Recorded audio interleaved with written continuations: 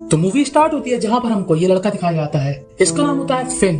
Fin देख रहा होता है अपने पापा के डॉक्यूमेंट्री। जी हाँ, फिन के पापा अब नहीं है और जब वो थे तब वो आदिवासी कबीले में रहते थे और वहाँ बनाते थे डॉक्यूमेंट्री और उन आदिवासियों से काफी घुले मिले थे। और तभी बैकग्राउंड से बड़ी अजीब तरीके की आवाज आ रही होती है। दरअसल ये आवाजें फिन की माँ की होती हैं, जिनका नाम होता है लेन, जो हर दिन नए लड़के के साथ करती थी लेन देन। पर फिन को इससे कोई भी प्रॉब्लम नहीं थी। फिन बताता है कि उसकी माँ एक प्रोफेशनल मिसयूज है, यानी कि एक प्रोफेशनल मसाज थेरेपिस्ट, और वो मसाज करती है तो वो अपने क्लाइंट के साथ कभी भी बूम बूम नहीं करती। ये उसका सिद्धांत है, चाहे अलग से वो कितना भी कर ले। पर उसकी माँ को है ड्रग्स की काफी बुरी लत, और एक बार ऐसा ही होता है, उसकी माँ को ड्रग्स नहीं मिलता और वो पागल होने लगती है। तब फिन को उनकी चिंता होती है और वो दौड़ लगाकर वो नशीला पदार्थ खरीदने जाता है। पर तभी उस दुकान पर रेड डल जाती है और फिन भी पकड़ा जाता है। पर उसकी माँ उसको छुड़ा लेती है और घर आकर अपने पास जो पाउडर था उसको फ्लश कर देती है। और फिन सोचता है कि आखिर मम्मी को हो क्या गया, ये इतनी सुधर कैसे गई। दरअसल लेन का एक काफी ओल्ड फ्रेंड है जो कि अमेरिका का 7वें नंबर पे आने वाला सबसे अमीर आदमी है, और उस अमीर आदमी का नाम होता है ऑसबॉर्न। और उसने लेन और फिन को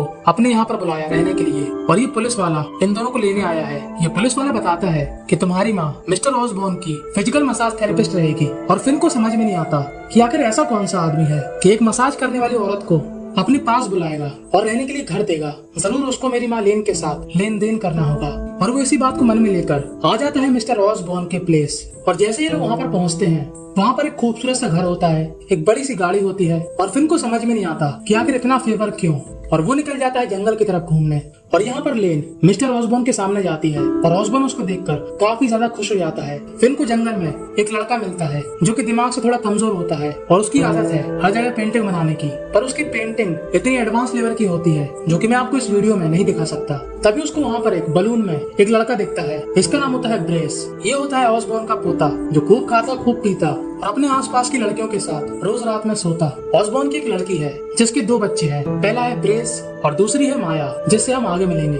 ये होती है ऑसबॉर्न की बेटी, जो कि लेन से अच्छा बर्ताव नहीं करती। ऑसबॉर्न बताता है कि एक डॉक्टर है और एक बॉडी थेरेपिस्ट भी। और उसकी लड़की के जाने के बाद लेन कहती है कि मैंने कब कहा कि मैं डॉक्टर हूँ। तब ऑसबॉर्न बोलता है कि 10 स्क्वायर माइल में फैला हुआ ये घर, इसके अंदर तुम एक डॉक्टर हो और एक मिसयूज होने में कोई गलती भी नहीं। और लेन को काफी अच्छा लगता है कि ऑसबॉर्न उसको काफी इज्जत देता है। यहाँ पर एक और लड़की होती है जिसका नाम होता है जिली, जो कि फिन के घर में काम करती है, और वो फिन को अपने अनमोल रत्न दिखाती है। पर तभी उसको दिखता है घोड़ा, और वो उस अनमोल रत्नों को छोड़कर घोड़े पे ध्यान देने लगता है। और जिली को लग जाता है बुरा, पता नहीं फिन कैसा है, मतलब थोड़ी तो वैल्यू देना चाहिए। अब एक बार फिर अपनी मॉम के साथ शॉपिंग करने जा रहा होता है। तभी उसको वहाँ पर एक आदमी दिखता है। ये मिस्टर ऑसबॉर्न का डॉक्टर होता है, जिसका नाम होता है जेफर, जो खुलेआम फिन के सामने उसकी मॉम पर डोरे डालता है। और फिन को ये बात अच्छी नहीं लगती। अब फिन को बात करनी थी ऑसबॉर्न से अपने डाउट क्लियर करने के लिए, और फिन निकल जाता है जंगल के रास्ते से। और वहाँ पर एक आदमी शिकार कर रहा होता है। वो फिन से कहता है कि यहाँ से जाओ, और थोड़ी आगे जाने पर फिन को एक हिरन मिलता है जो कि तीर से मर चुका होता है। और वहीं पर एक ट्रैप होता है और बेचारे फिन का पैर उस ट्रैप पर फंस जाता है। और फिन इतना खतरनाक तरीके से चिल्लाता है कि वहाँ पर एक लड़की आ जाती है जिसने ये जाल बिछाया था, और यही लड़की होती है माया, ऑसबॉर्न की पोती।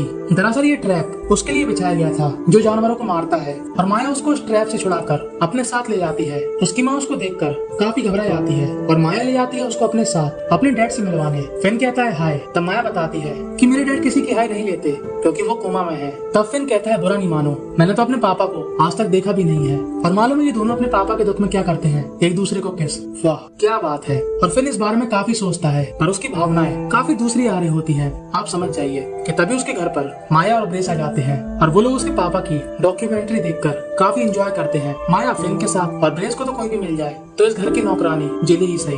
अब माया का होता है बर्थडे, और वो फिन और उसकी माँ को इनवाइट करती है। और इन दोनों को इस बड़ी पार्टी में आकर काफी अनकंफर्टेबल महसूस होता है, क्योंकि ये पहले इतनी बड़ी पार्टी में नहीं गए थे। और तभी वहाँ पर जेफर आकर उसकी माँ को ले जाता है, और फिन भी वहाँ पर लोगों से बात करना शुरू कर देता है। तभी माया देखती है फिन को और सीधा जाकर उसको किस करने लगती है सभी के सामने। और ऑसबॉर्न ये देखता है और सोचता है कि आखिर ये कौन है। अब लेन पहले तो ऑसबॉर्न के साथ डांस करती है और बाद में करती है डॉक्टर जेफर के साथ। और ऑसबॉर्न को ये देखकर बिल्कुल भी अच्छा नहीं लगता, उसकी जल के ज्वालामुखी हो जाती है। और दूसरी तरफ फिन गाड़ी से माया को जंगल की कोपची में ले जाता है। और इससे पहले ये लोग कुछ ज्यादा करते कि तभी पुलिस वाला आ जाता है और कहता है घर जा बेटे। और अगले दिन फिन जाता है ऑसबॉर्न के पास और उससे कहता है कि मुझको ये बात खटक रही है कि आप मेरी मॉम को इतनी इज्जत क्यों दे रहे हो। आपने हमको घर दिया, काम करने के लिए नौकर चाकर दिए, काफी ज्यादा इज्जत दे रहे हो, आप जरूर मेरी मॉम लेन के साथ लेन देन करते हो। तब ऑसबॉर्न कहता है जबान संभाल अपनी, तेरी माँ मेरी बहुत अच्छी दोस्त है, इससे ज्यादा कुछ नहीं। पर फिन को यकीन नहीं होता। तब ऑसबॉर्न उसके सामने खड़ा होता है पहले अपनी पैंट उतारता है और फिर अपनी चड्डी, और फिन की हवा खराब हो जाती है कि इस बुड्ढे को क्या हो गया। तब फिन की नजर जाती है ऑसबॉर्न के प्रोडक्ट पर, और वो ऑसबॉर्न से कहता है कि आपके पास बैट तो है पर बॉलें कहाँ पर हैं। तब ऑसबॉर्न कहता है कि मेरे एसी के आसपास के एरिया में कैंसर है और उसको स्लो करने के लिए मेरी गेंदों का त्याग करना पड़ा। अब गेंद नहीं तो बूम बूम का कोई चक्कर नहीं। और फिन को समझ में आता है कि ऑसबॉर्न सही कह रहा था। ऑसबॉर्न की उसकी मॉम के साथ कोई भी गलत संबंध नहीं है। पर बाहर फिन दोबारा से पूछता है कि आप मेरी मॉम को इतनी इज्जत क्यों देते हो। तब ऑसबॉर्न बताता है कि इटली में एक हॉस्पिटल में मैं काफी बीमार था और आत्महत्या करना चाहता था, पर तुम्हारी मॉम ने मेरी जान बचाई। तुम्हारी मॉम मेरे लिए एक एंजल के समान थी। और अब फिन को काफी अच्छा लगता है। अब एक दिन सुबह सुबह ब्रेस फिन से कहता है कि तुम फ्यूचर में मेरी बहन के पति हो गए और हम दोनों होंगे हमेशा से बहुत अच्छे दोस्त। अब इसी रात फिन दौड़ लगा कर जा रहा होता है माया के पास, और उसके घर में उसकी माँ के पास आता है जेफर। और इस बार लेन जेफर के साथ लेन देन करती है। पर फिन जैसे ही माया के साथ स्टार्ट करता है, कोई उनकी खिड़की पर पत्थर मार के भाग जाता है और इनका काम रुक जाता है। और यहाँ पर जेफर लेन को बताता है कि तुम्हारा लड़का यहाँ पर बिगड़ रहा, वो शायद पाउडर का इस्तेमाल करता है। और लेन को उसकी पॉकेट से वो पाउडर मिलता भी है, पर असलियत में ये पाउडर किसी और का होता है। पर लेन ये नहीं समझती, वो उस पर गुस्सा होती है। पर फिन अपनी मॉम को समझाने के लिए घर का पूरा काम काज करने लगता है और ऑसबॉर्न की गाड़ी रोककर उससे जॉब की बात करता है। और ऑसबॉर्न उसको अपने यहाँ पर जॉब पर रख लेता है। और ऑसबॉर्न फिन को अपने कलेक्शन दिखाता है, जैसे की फोटो जो की काफी अजीब अजीब होती है। कहीं पर गाड़ी, कहीं पर पार्टी, कहीं पर लपड़े और कहीं पर उतरे हुए कपड़े। पर ऑसबॉर्न और फिन की काफी अच्छी बनने लगती है। और ऑसबॉर्न फिन को हॉट एयर बलून में बैठाता है, जबकि ऑसबॉर्न हमेशा ब्रेस के साथ जाता था। और ब्रेस को ये देखकर थोड़ा बहुत बुरा लगता है। फिन कहता है कि तुम चले जाओ, पर ब्रेस कहता है नहीं तुम जाओ।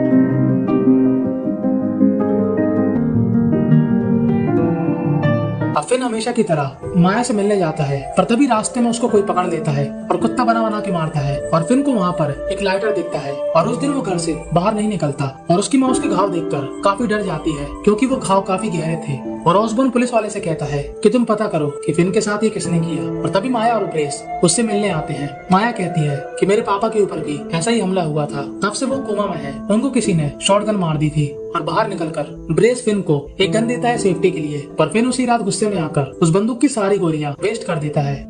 अब अगले दिन जिली काफी दुखी होती है। दरअसल उसको काम से निकाल दिया गया था, पर जिली के पास पैसे नहीं होते आगे सरवाइव करने के लिए। वो सिर्फ 17 साल की है। तब फिन उसको कुछ पैसे देता है और जिली देती है उसको थोड़ा प्यार। पर यहाँ पर थोड़ा थोड़ा करके काम काफी आगे बढ़ जाता है और बूम बूम तक पहुँच जाता है कि तभी फिन के यहाँ पर आती है माया। और जल्दी जल्दी में फिन जिली को नहीं छुपा पाया और माया को समझ में आया कि फिन ने दिया धोखा, और वो वहाँ से गुस्से में चली जाती है। अब एक बार लेन इस पेंटर को देखती है पेंटिंग बनाते हुए, और इसका नाम होता है विनी। विनी वही पेंटिंग बनाता था जो वो देखता था। तभी लेन उसकी पेंटिंग देखती है जहाँ पर ऐसा दिखता है कि फिन पर किसी ने हमला किया, यानी कि विनी ने उस हमलावर को देखा था। और लेन उसे पूछती है कि वो कौन था। तब विनी कहता है ब्रेस का नाम। और लेन जाती है सीधा ऑसबॉर्न के पास, और वो ऑसबॉर्न से कहती है कि फिन को मारने वाला तुम्हारा पोता था। तब ऑसबॉर्न कहता है कि अगर तुम मुझको थोड़ा सा भी अपना दोस्त मानती हो तो इस बात को किसी को नहीं बताओगी, वरना मेरी इज्जत की धज्जियां उड़ जाएंगी। और लेन यहाँ पर मान जाती है, पर वो ऑसबॉर्न से काफी नाराज होती है। और अगले दिन ऑसबॉर्न ब्रेस से कहता है कि तू जितना सीधा बनता है उतना है नहीं। तेरे पापा के साथ क्या हुआ था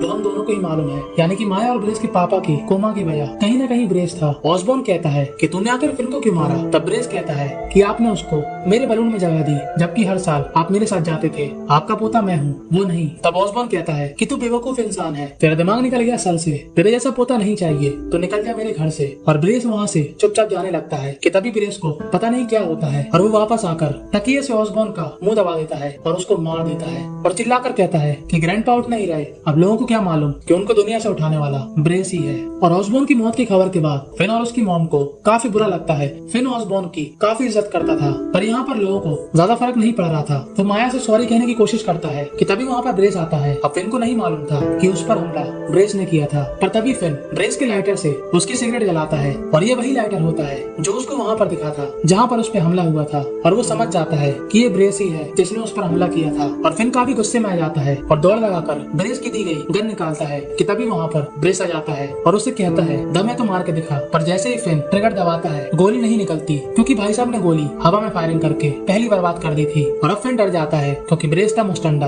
पर ब्रेस कहता है कि जैसे मैंने तुझको मारा वैसे ही तेरी मॉम को मारूंगा। और ये बात सुनकर फिन उसके सिर में मारता है डंडा, पर ब्रेस अपने आप को बचा लेता है। पर गलती से ब्रेस का पैर फंदे में फंस जाता है और अब फिन के पास होता है पूरा मौका ब्रेस को ऑसबॉर्न के पास पहुंचाने का, पर वो ऐसा नहीं करता और ब्रेस को पुलिस पकड़ लेती है और फिन और उसकी माँ यहाँ से जाने का डिसाइड करते हैं कि तभी वहाँ पर माया आती है और फिन से कहती है कि मैं स्कॉटलैंड जा रही हूँ पढ़ाई करने, और माया उससे अपने भाई की हरकत के लिए दिल से सॉरी कहती है। और माया के जाने के बाद फिन और उसकी माँ भी यहाँ से चले जाते हैं और बस यहीं पर ये मूवी दी एंड हो जाती है।